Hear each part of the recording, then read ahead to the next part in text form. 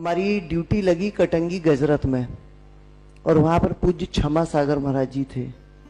उस समय हम सिर्फ जैसा नेम प्लेट पे डॉक्टर रेखा जैन लिखते हैं ऐसा सिर्फ नाम के जैन थे, कर्म से कहीं भी हमारा कोई जैन से रिलेशनशिप नहीं था। और 7 दिन हमने वहां बढ़िया ड्यूटी की, लेकिन एज ए पुलिस ऑफिसर की दूर से थोड़ा सा सिर झुका के नमोस्तु करते थे।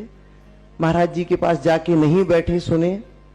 8वें दिन जब फेरी हो गई गजरत की और टेंट तंबू निकलने लगा और पुलिस को, जो बाहर से पुलिस आई थी जबलपुर से, उसका रवानगी होना थी, तब पूज्य क्षमा सागर महाराज जी ने कटंगी में जो ब्रह्मचारिणी बहनें थी उसमें एक अतिशयमती माता जी अब भी समाधिस्थ हो गई हैं, उनको बुला के पूछा कि ये तो जैन है ना? तूने कहा महाराज जी जैन है, नेम प्लेट में लिखा है डॉक्टर रेखा जैन।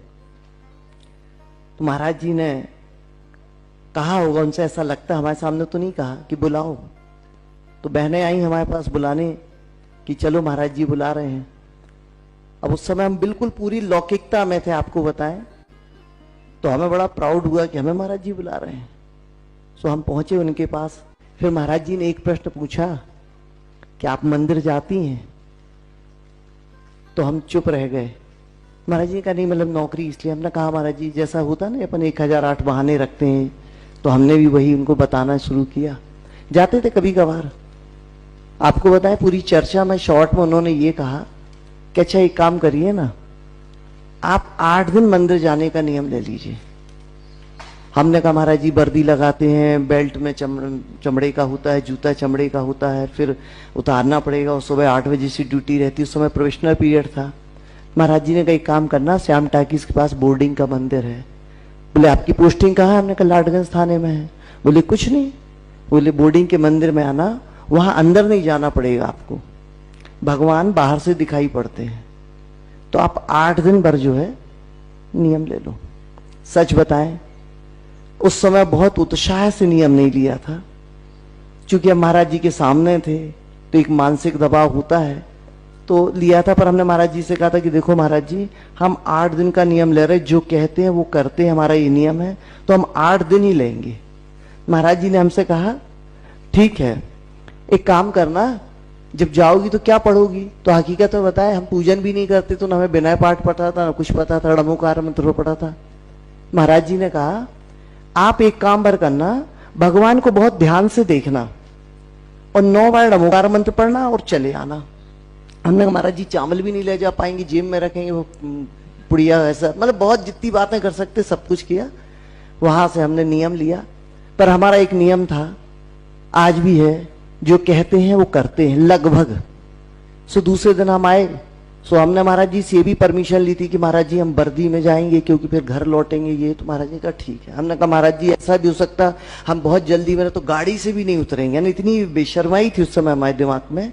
वो हम सारा कुछ आपको इसलिए बता रहे हैं कि क्षमा सागर महाराज जी वो शख्सियत थे, वो महाराज थे, उसने हम जैसे पापी को भी बदलने में पुरुषार्थ किया है। तो पहले दिन जब हम गए तो हमने ले जाके गाड़ी सीधी बोर्डिंग के मंदिर, आप लोग गए हो कभी तो देखे हैं, बिल्कुल सामने से भगवान दिखते। हीरो होंडा में थे, गाड़ी साइड स्टैंड खड़ी की, उतरे भी नहीं, कैप लगाए, चश्मा लगाए, बस भगवान को ऐसा करके नमोस्तु किया। लेकिन महाराज जी ने कहा था कि 9 बार णमोकार मंत्र पढ़ना। सो हमने उस काले चश्मे में से देखा तो उस समय उस सफेद प्रतिमा थी लेकिन काली सी दिखी, पर हमने 9 बार णमोकार मंत्र पढ़ा और हम आ गए। और थाने में जब काम करने लगे तो हमें उस प्रतिमा की झलक उस काम करते समय, रोजनामचा लिखते समय याद आई। तो हमने सोचा कि यार प्रतिमा दिख रही है, हमने कल एक काम करेंगे, कल चश्मा उतारेंगे। और आपको बताया दूसरे दिन गए तो चश्मा उतारा तो नहीं, ऊपर किया, कैप को रख लिया और दर्शन किया तो देखा कि जो प्रतिमा कल काली सी दिख रही थी वो तो बहुत भव्य सफेद थी। तो हमने देखा बहुत सारे लोग हमें देख रहे थे क्योंकि हम वर्दी में थे, अजूबे प्राणी तो लग रहे थे, पर फिर भी मन में कुछ नहीं। हमने कहा ठीक है। और दर्शन करके फिर जब हम गए तो 9 बार णमोकार मंत्र पढ़ते थे, देखते थे। फिर दूसरे दिन लगा कि गाड़ी से उतरना चाहिए। सो तीसरे दिन हम गए तो हमने गाड़ी को किनारे किया और खड़े होकर के जूते ही पहने हुए वर्दी में नमोस्तु किया। तो कुछ लोग हमारे पास आ गए, उन्होंने कहा मैडम चावल आ रहे, हमने नहीं नहीं ठीक है। पर हमने देखा कि बहुत सारे लोग अंदर जा रहे थे, विधि विधान से जैसा कर रहे थे, देखा तो मन में आया कि बेल्ट चमड़ा का जूता तो उतारना चाहिए। तो हमने कहा कल चौथे दिन आना है, 8 दिन की तो बात है। चौथे दिन गए तो हमने जूता और बेल्ट उतारा, मोजे पहने रहे और मोजे पहन के हमने दर्शन किया। तो जो लोगों ने कल देखा था वो दौड़ के फिर आए, तो कुछ लोग चावल लिए, तो कुछ श्रीफल लिए थे, तो उन्होंने कहा कि चढ़ा दें। अरे हमने कहा भी हम साफ नहीं है, शुद्ध नहीं है। फिर हमें लगा कि मंदिर आते हैं तो कम से कम वर्दी तो बिल्कुल धुली पहन के आना चाहिए। 4 दिन तक तो सच बता रहे हैं वही था, डीओ और वाली डाल डूल के। फिर 5वें दिन मन में आया कि वर्दी को शुद्ध, तो हमने मम्मी से कहा मम्मी कल हमें धुली वर्दी दे देना। तो धुली प्रेस करी वर्दी थी, वो पहन के आए। तो हमने फिर उस दिन 5वें दिन घर से कैप, बेल्ट और मोजे 3 चीज डिक्की में डाल दी थी, जूता भर पहन के आए थे, क्योंकि जूता भर उतारेंगे। वो जूते उतारे, फिर पैर धोए, तो दहरी पे जाकर के खड़े हुए। तो बहुत सारे लोग आ गए, उन्होंने श्रीफल दिया, तो हमने उसको दूर से चढ़ाया। कल तक ऐसे खड़े थे, ये 5वें दिन फिर हमने थोड़ा झुक करके कमर पे जोर डाल के थोड़ा सा झुके और आए। पता नहीं उस दिन कैसा लगा कि अंदर जाके दर्शन करना चाहिए। और 6वें दिन फिर हम गए, तो हमने घर से एक चावल की पुड़िया रखी और जेब में रख के और गए। और फिर मुझे उतार के पैर धो के जब गए तो अंदर का जो गर्भगृह होता है कहना चाहिए, उसकी बाउंड्री तक पहुंचे और हमने वहां पुड़िया चढ़ाई चावल की।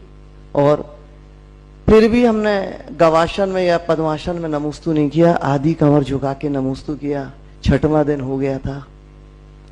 फिर हमें लगा कल 2 दिन बचे हैं, कल एक काम करते हैं, कल अपन तबीयत से नमोस्तु कर ही लेते हैं।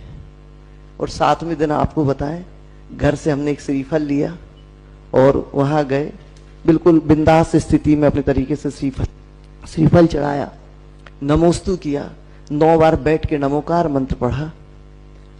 पता नहीं क्या हुआ हृदय में। अब हमारे साथ बोल लीजिएगा कि क्षमा सागर महाराज जी की जय, क्योंकि वो दिन की आज का दिन मंदिर जाना फिर नहीं छूटा।